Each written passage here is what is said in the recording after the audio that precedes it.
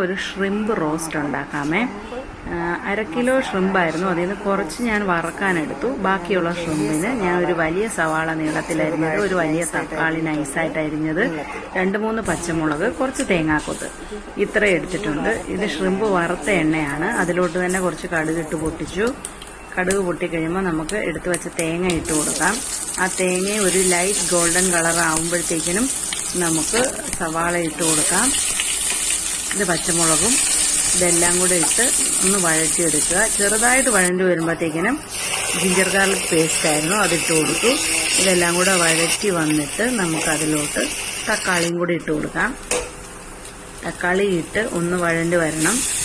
ഒന്ന് ഇളക്കി നമുക്കൊന്ന് വഴറ്റിയെടുക്കാം. ഒന്ന് അടച്ചു വെച്ചുമൊക്കെ ഒരു ശകല ഈർപ്പം, ഒരു നീരാവി വെള്ളമൊക്കെ ചെന്നിട്ട് അത് നന്നായിട്ടൊന്ന് വെന്ത് വരണം. വെന്ത ശേഷം നമുക്കതിലോട്ട് മസാലകൾ ഇടാം. കുറച്ച് കറിവേപ്പിലയും കൂടി ഇട്ട് കൊടുക്കാം. എന്നിട്ട് നമുക്ക് മസാലകളൊക്കെ ഇട്ട് കൊടുക്കാം. ഒരു വലിയ ടേബിൾ സ്പൂൺ മുളക് പൊടി, പിന്നെ ഒരു ചെറിയ ടീസ്പൂൺ കുരുമുളക് പൊടി, 2 ടീസ്പൂൺ മല്ലിപ്പൊടി, ഒരു പിഞ്ച് ഗരം മസാല, അത്രയാണ് ഞാൻ ഇട്ട് കൊടുത്തിരിക്കുന്നത്.